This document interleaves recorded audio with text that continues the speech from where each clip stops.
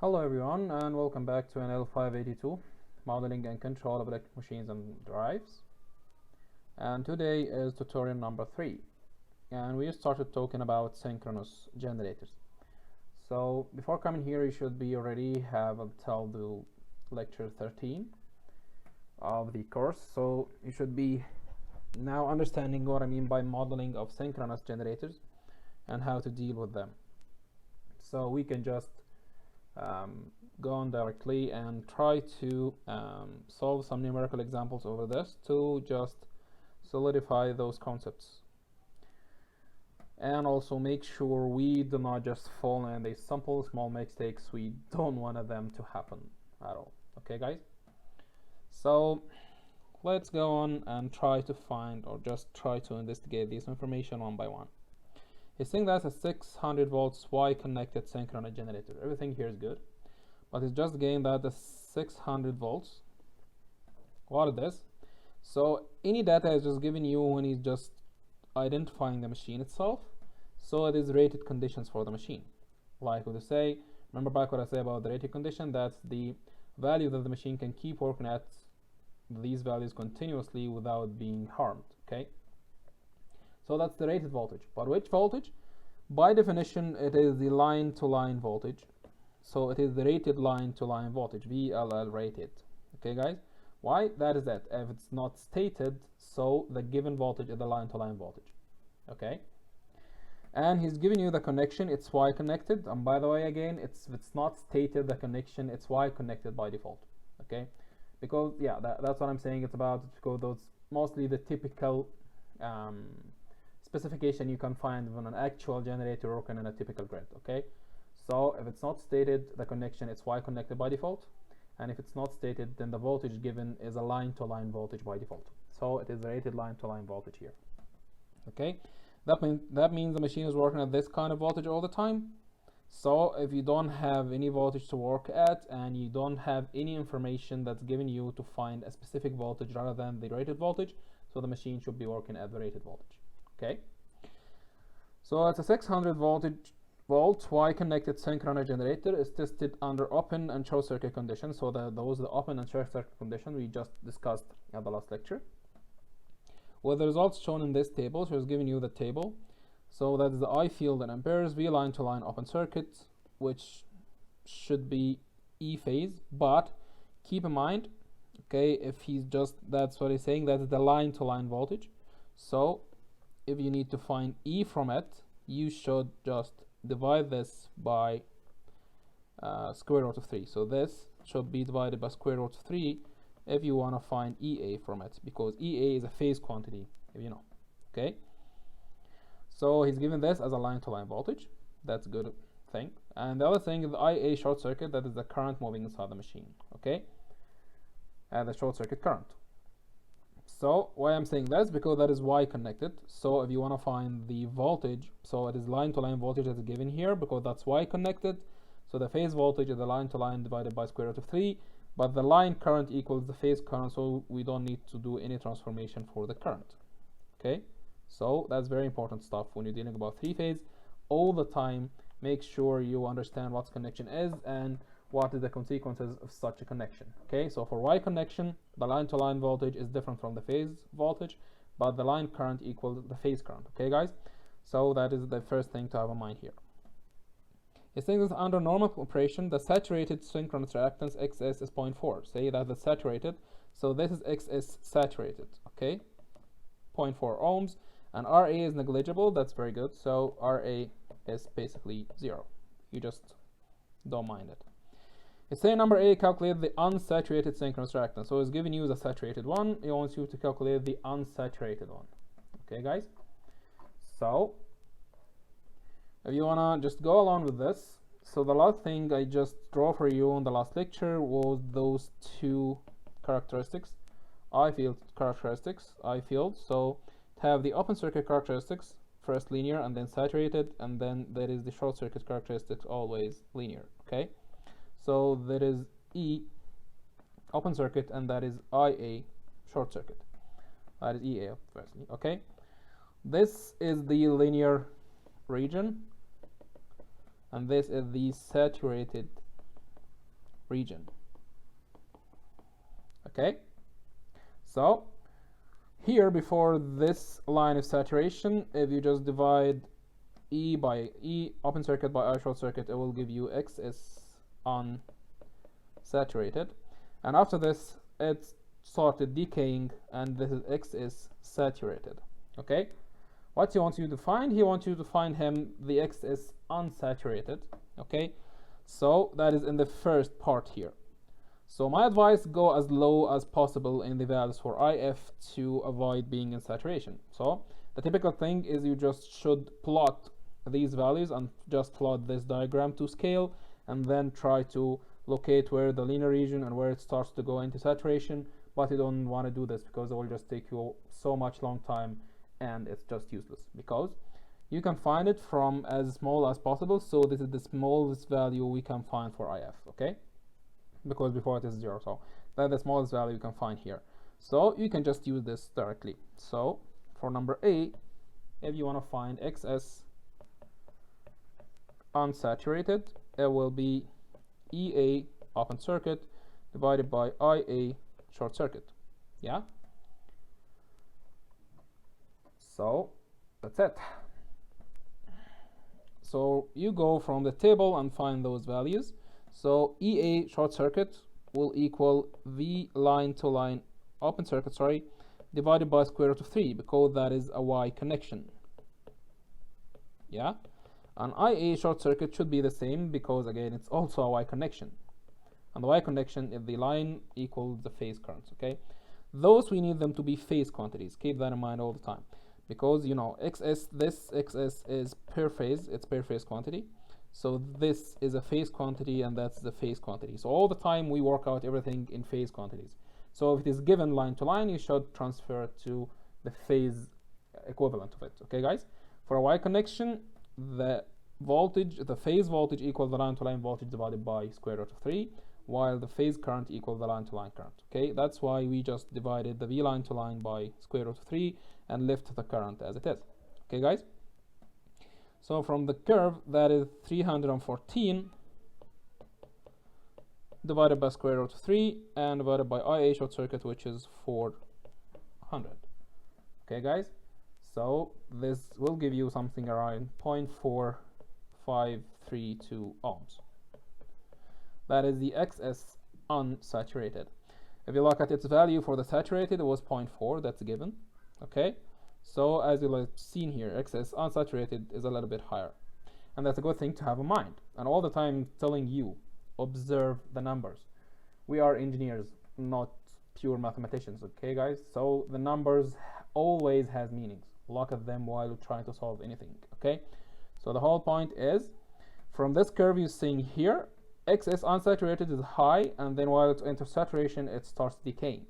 So if you want to find XS unsaturated, it must be higher than the given value for the saturated value, just here. Okay, otherwise you're making a mistake. Okay, guys? So that's the first thing. Calculate the unsaturated synchronous reactance. Number B, the generator is operating at 500 kilovolt amperes. So this is the output power for the generator, 500 kilovolt amperes. That is the loading condition, with power factor 0.9 lagging. Okay, the power factor works as 0.9 and lagging. Using XX equals 0.4, so he's just giving you which XS to work with. Calculate the field current required and sketch the phasor diagram. So we need to find field current required and sketch the phasor diagram. Okay, the information he is giving you here is basically what you need to do. As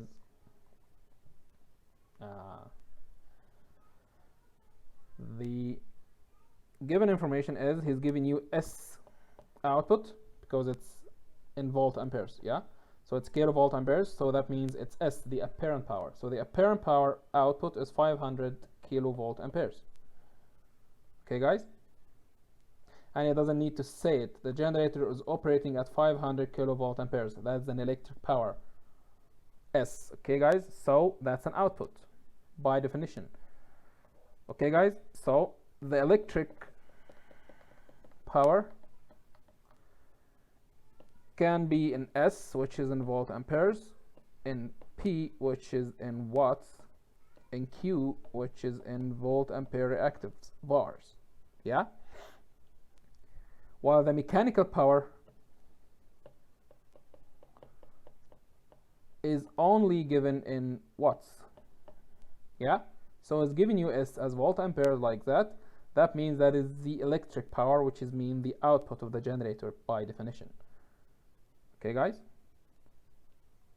And if he's just saying this, a machine is operating at a number, even is giving you in watts.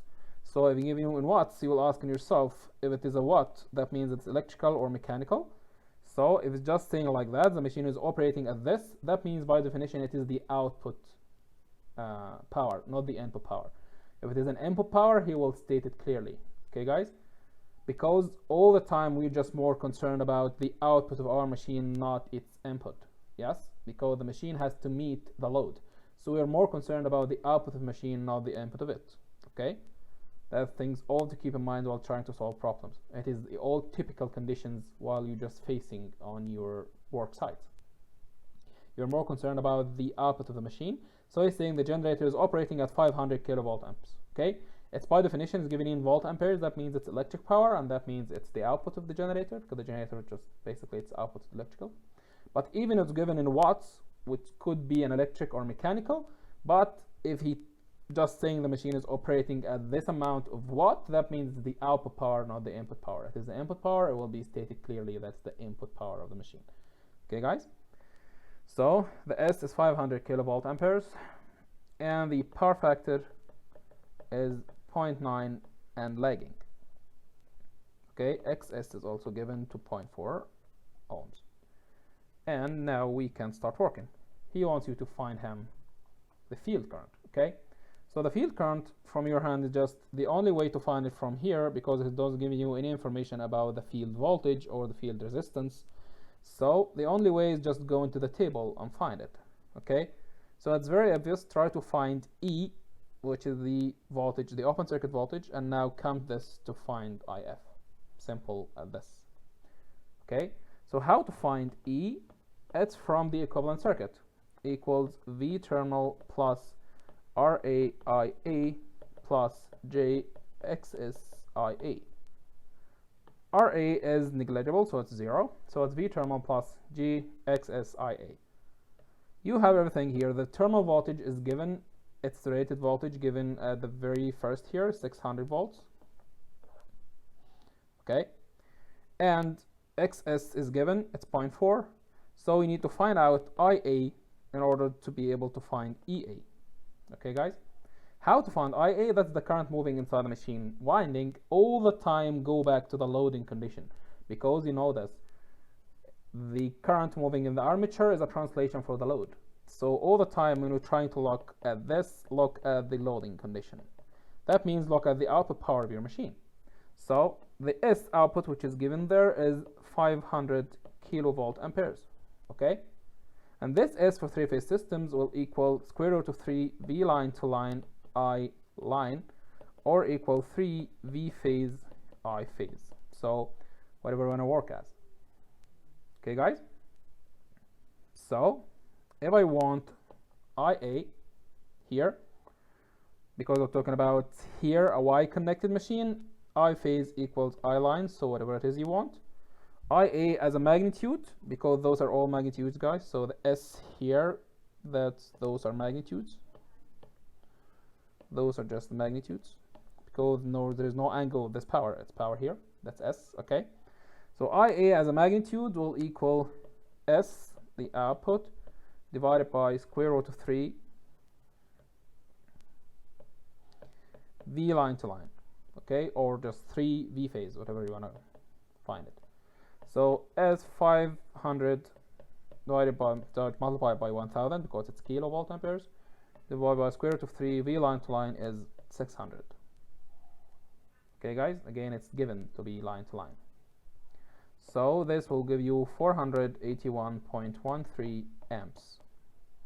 Okay, that is the magnitude of the current, but we need both the magnitude and angle. Keep that in mind. That's AC quantities. Okay, so keep that in mind. How to find theta from the power factor. Okay, guys, how to find theta? So number one, the theta of the current, yeah? So number one, all the time we are considering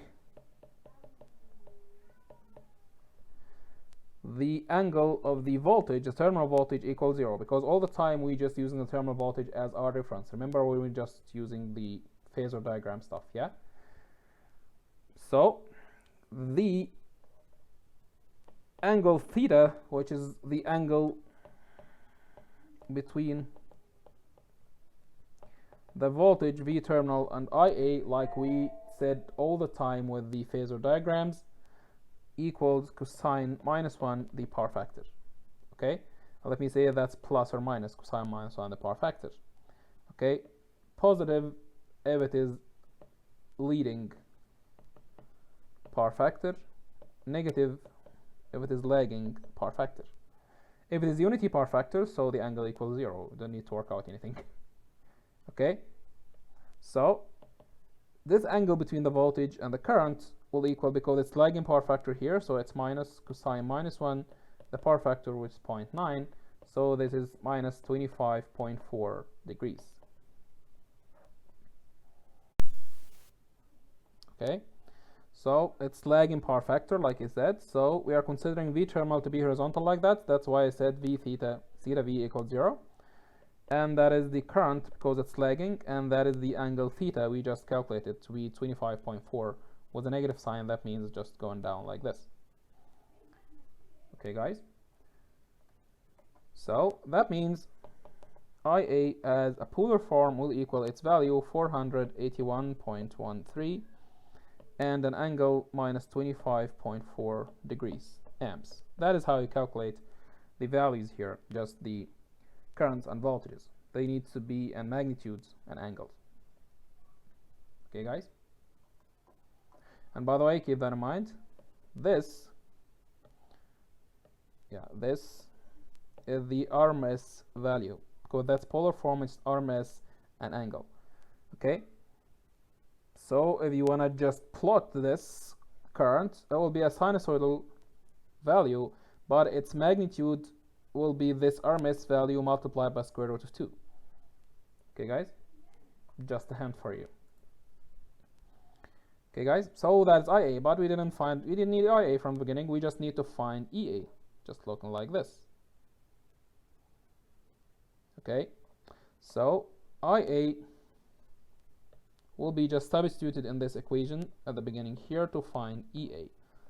So EA will equal the V terminal, which 600, but I will divide it by square root of 3. Why? Because everything here is just phase quantities. That is phase quantities. Why? Because this equation is taken from the equivalent circuit. Yeah? So everything here is just phase quantity, not line to line quantity. Keep that in mind. So yeah, the 600 squared divided by square root of 3, because that's how you make it as phase quantity, because that's Y connected.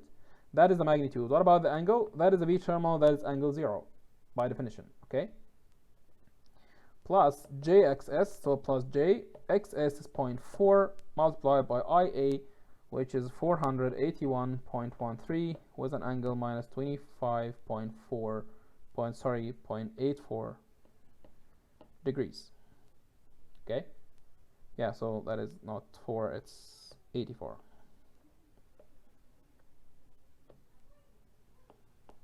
Okay, if you have a calculator that can you deal with complex operations directly, and it is very, very, very, very highly recommended because it saves you a lot of time during study and during exam, that should be fine. Otherwise, you have to do it step by step, transferring each one from Cartesian form to polar form, which is those complex numbers. That's why I'm saying, yeah,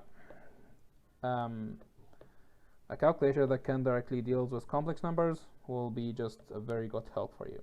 So it is 463.85 and angle 21.93 degrees volts. That's E. Okay. By the way, this angle will be delta. yeah, because that is angle between EA and V, because V angle is 0. So that's the angle of EA, that means that is the angle between E and V. Okay, so that should be V terminal, and that should be E here, and here will be the angle delta, the load angle. Okay, guys? Fine. Now we have EA, we can go directly to the this table to find IF. But keep in mind, the table is written with a line-to-line voltage, not EA, which is you found from here. Sorry, you found from here, which is a phase quantity. Keep that in mind all the time. That's how the mistakes come from. So V line-to-line open circuit will be just square root of 3 times EA, the magnitude of it. Okay, so this will be square root of 3 by 463.85, and this give you 803.4 volts. Take this to the table to find the corresponding IF. So it's 803. So try to find something around 803. We'll just in between those guys, because that is 783 and that is 828. Okay, so try to find its approximation. It's approximately in the middle between them, so I field will be in the middle between 85 and 60, so it should be approximately 59. Okay, that's how you find it from the table. Okay, guys, and that was what he wants you to do. Firstly, I want you to find the I field and also to draw him the phasor diagram. So drawing the phasor diagram will be just like this. So you go with the terminal voltage like this, and the horizontal, it's the 0, and IA, it's lagging power factor, so it should be down here, and this angle is theta, and you place the value of it. You don't just leave it like this. Okay, and that is IA, and you need IAXS because RA is 0, so this should be from here, but should be just perpendicular to it. Okay, so it will be something like this. It is JIAXS, and you close this giving you E. Okay, this angle is delta, and it is equal, like we said, 21.93 degrees, and you should place over the magnitude for E, so the E is 463.85 volts, and the terminal voltage is 600 divided by square root of 3. That's it. Okay, guys, so yeah, take time to just draw it as good as you can, because otherwise you're losing marks if you just do this in an exam. Okay, guys, so that is your phasor diagram. Fine, good.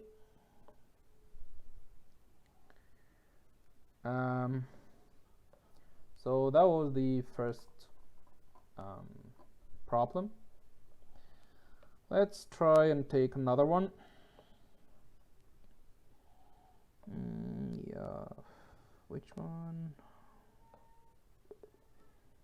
Okay, I think this one. Yeah. No, it's not. Sorry. Okay. Oh boy. This one. Yeah, this one.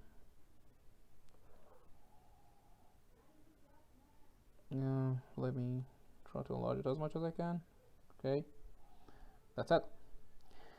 The other one is just think a Y connected synchronous generator. So again, it's giving you the connection. It's Y connected. Okay, it's supplying two parallel loads. Okay, so you have two loads connected in parallel. The generator terminal voltage is 600 volts again, so that's the terminal voltage. It's not stating if it is phasor line, so it is line to line by default. And synchronous reactance is 1 ohms, XS is 1 ohm, and he didn't speak about the armature resistance, so it is negligible by definition. If it is not given, that means it's negligible, okay? Load 1 requires 160 kilowatts at lagging power factor of 0.8. So that is the first load, electric loads, obviously, because that's a generator.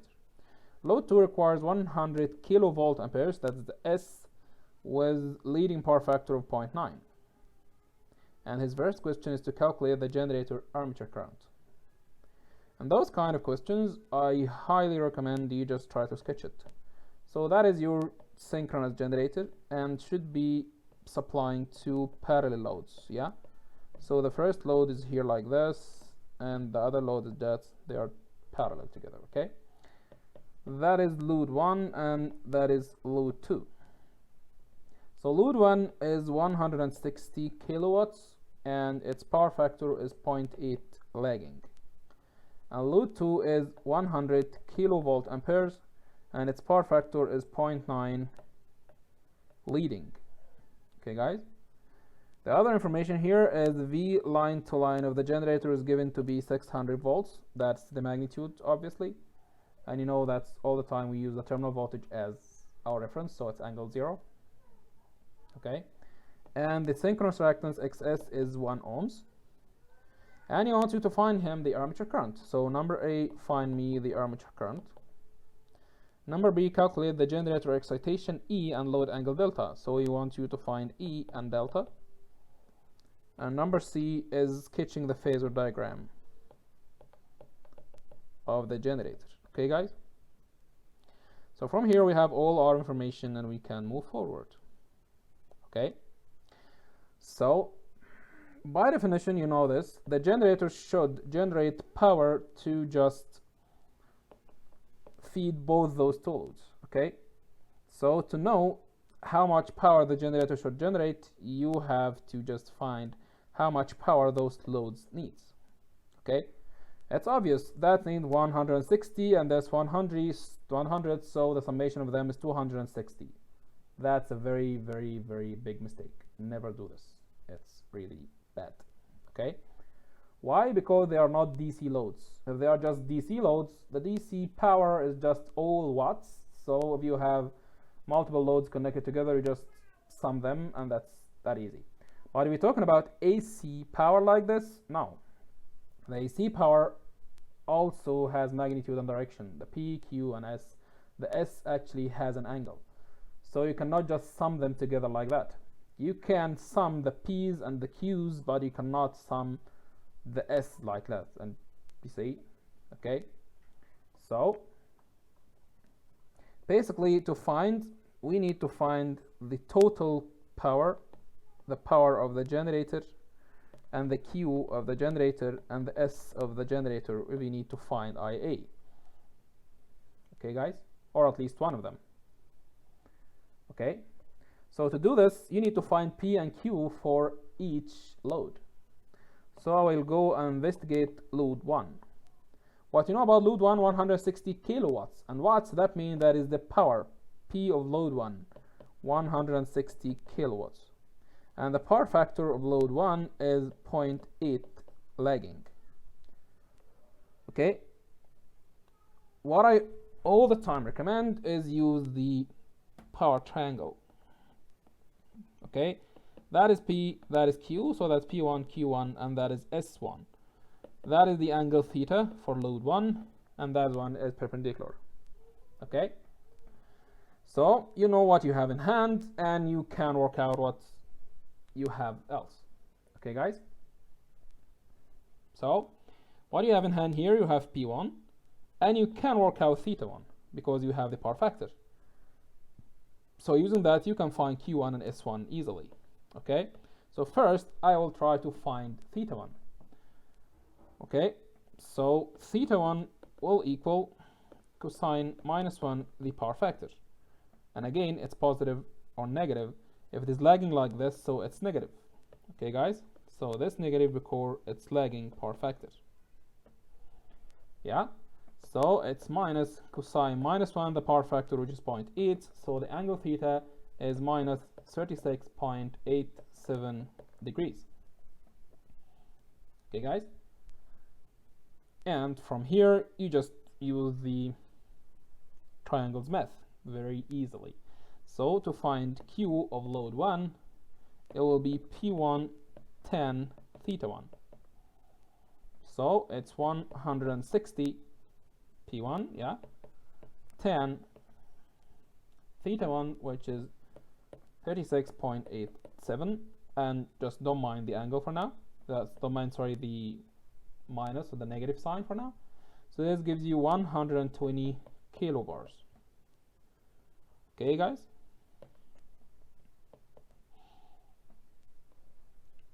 That's it. So that's the Q. Yeah, don't mind the angle, so don't use this negative angle here to use it here. No, don't use this. Just use the magnitude of the angle directly. Now you find Q1. Okay, guys? And the whole point, you know, so the Q1, the Q should also take a positive or negative. So it's positive or negative. Positive if the power factor is lagging like this, and negative if the power factor is leading. So for here the power factor is lagging, so it's positive 120 kilobars. Okay, guys? Why this happening? Because for lagging power factor, guys, that means the load needs reactive power, needs Q. The Q is reactive power, yeah? So lagging power factor, it's definition that the load needs reactive power. That's why it's positive. If it is leading power factor, that means the load is giving, it has excess reactive power to give it to the system. And that's why we make it as negative sign, because it's giving it out. Because it's not the typical condition for the load. The load by definition is taking power, not giving it. So if you are in the fundamental condition for the load, which is taking power, so if it is lagging power factor, that means it's taking reactive power, that means it's positive reactive power, yeah? If it is not in the natural condition for the load to take in power, rather it's given reactive power because it's leading power factor load, so it is negative Q. Okay, guys? We'll see this with load 2. So load 2, what we know about it is giving you that it's 100 kilovolt amperes. That is the information here, okay? And the kilovolt amperes, it's the unit for the S. So our S2 is 100 kilovolt amperes. And the power factor of it is given to be 0.9 leading. Okay? So the same thing. Use the power triangle. It is P2, Q2, and S2, and here is theta 2. Okay? For now, we know S, and we know the power factor, so we can find theta 2. Theta 2 will be also the same thing. Cosine minus 1 is the power factor, and it is positive or negative. Yeah? Positive for lagging and negative for leading. Oh, sorry.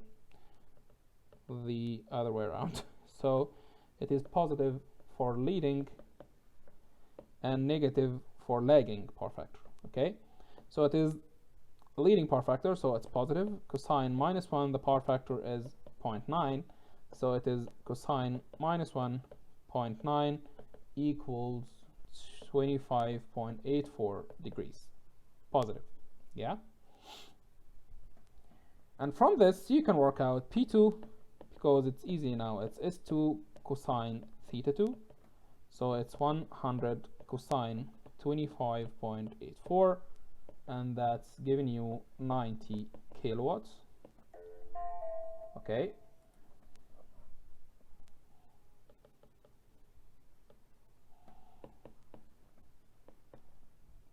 Okay. That is P2. Okay, mind the units, guys. They are all in kilos, kilowatts, kilovar, whatever it is. So I'm not just transferring from one to other, but I'm keeping in my mind they are all in kilos. Okay. So that's P2, and you can find Q2 directly to be also S2 sine theta 2. So it's 100 sine 25.84. And that's now 43.6 kilobars. Okay, again, we are keeping in mind that the Q can have positive or negative. Okay, positive for lagging power factor and negative for leading power factor. Because that's leading power factor, so Q2 will be negative 443.6 kilobars. Okay, guys.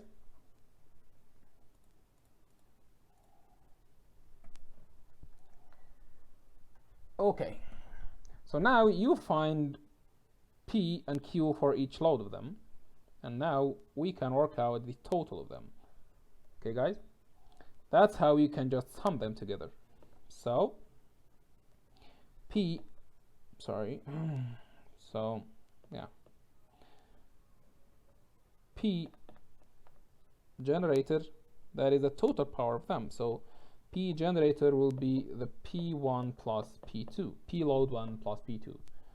P load 1 is 160, P load 2 is 90, so that's 250 kilowatts. And Q generator is the Q of them, the total, so Q1 plus Q2. Q1 is 120, Q2 is minus 43.6, and now comes the importance of, do not forget the signs, okay? So that's 76.4 kilobars, okay? From here you can find the S of the generator, which is the vector summation of the P, so PG square plus QG square, also from the power triangle. That's giving you 261 kilovolt amperes. That is the magnitude, okay? And theta of the generator will be just like 10 minus 1 Q over P. So it's 10 minus 1, 76.4 over 250. That will give you 16.99 degrees. Okay, guys? So, yeah. For here, you need to find if the generator just all power is lagging, leading, whatever it is. So, it's just saying like this here. Because the total power of the generator is positive here. So that means the total, the generator will be having a lagging power factor, like we said before. Okay, so the Q, if it is positive, that means it's lagging power factor, negative, it's leading power factor. So like this, it's lagging power factor, yeah? And if it is lagging power factor like this, we are just adding a negative sign to the angle here. Okay, guys? That's it. So the total reactive power, total Q from the generator is positive. Just we work it out like this. It's 120 minus 43. If this Q2 were just higher than 120, so the total Q of the generator will be negative. That means the generator will be having a leading power factor. But for this here, the total Q is positive. That means it's lagging power factor. So that means this theta will have a negative sign here. Okay. Okay, so yeah, this negative because Q generator is positive. Okay, this means theta generator is negative. Okay, because it is lagging power factor. And vice versa, as QG is negative, that means it's leading power factor, so the theta will be positive. Okay, guys? Okay, that should be good. So from here we can find from the equation E equals V terminal plus JXS IA, because RA is negligible. So you can go here and find V terminal 600 divided by square root of 3. All the time I'm just reminding you, this equation is all phase quantities, because it's coming from the pair phase equivalent circuit, and the terminal voltage is given as line to line, so you have to divide it by square root of 3, okay? And its angle, all the time we just placing the terminal voltage to be our reference, that means it's a 0 angle, plus J, XS is given to be 1, IA will be having a magnitude and angle, so IA as a magnitude need to be find, sorry. So yeah, we need to find IA before we come in here. So that's the whole point. So from S generated, you know, it's equal to square root of 3 V line to line, I line. All are magnitudes, yeah? So the magnitude of IA, because it's again Y connected, so the phase current IA will equal to the line current. The magnitude of it will equal the S of the generator divided by square root of 3 V line to line. So the magnitude of IA will equal S generated 261 kilos, 261 multiplied by 1000 divided by square root of 3 to the V line to line, which is 600. Okay, guys? So this is 251.15 amps. That is the magnitude. And its angle is the same angle of theta of the generator here. The angle between the terminal voltage and the current, theta, is the same angle between the S and P from the power triangle here. Theta 1 and theta 2 and all that stuff. Okay? So IA as a polar form will equal 251.15 and the angle is minus 16.99 degrees. Okay, guys?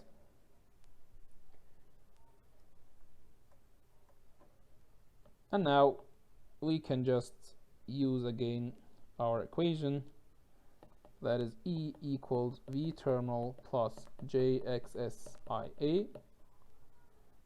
E will equal V terminal 600 divided by square root of 3 and angle 0 plus J1 IA, which is 251.15 and angle minus 16.99. Okay, this gives you 483.66 and angle 29.77 degrees. Okay, that is the magnitude of E, and this one is the angle delta. So he wants you to find him E and delta. That means the magnitude and the angle of E. Okay, guys. And lastly, he wants you to find him the Phasor diagram. And again, for the Phasor diagram, we just plot V terminal like this as our reference. And to plot IA, we need to find the power factor, which is lagging or leading or unity. From here, it's lagging power factor, like we just found, because the total QG is positive. Lagging means going down like this. And this one is the angle theta of the current. Okay. And theta is 16.99 degrees. Okay, so it is the same idea. XS, because there is no RA, this one is perpendicular from here, so this guy here is JIAXS, and this guy will be your E, and this angle delta as the power angle here, 29.77 degrees. Okay, and delta, the E magnitude is 483.66 volts. And yeah, V terminal is 600 over square root of 3 volts. Okay, guys, that is your Phasor diagram. Okay, fine. So everything should be okay. The whole point is just to make sure that you're minding all the three-phase crap. So how to just transfer between line to phase quantities, phase to line quantities, and what is the difference between the Y connection and delta connection in terms of what line voltage equals phase voltage or don't, or the phase current equals the line current or doesn't. Okay, and also when you're just dealing with the powers, don't just mess it up with the P, Q, and S stuff, or how to kind just accommodate for leading power factors or lagging power factors and all that stuff. So that's a very, very important tutorial. I suggest you just re-listen to it more than one time and study it by hand once and once more, because yeah, it just solves a lot of the very, very common mistakes we find in the assignments and the exams and all that stuff, and it will help you a lot just digest a lot of concepts we have just talking about in the lectures. Okay, that's it. Thank you so much, guys, for joining me today, and I hope to see you next time.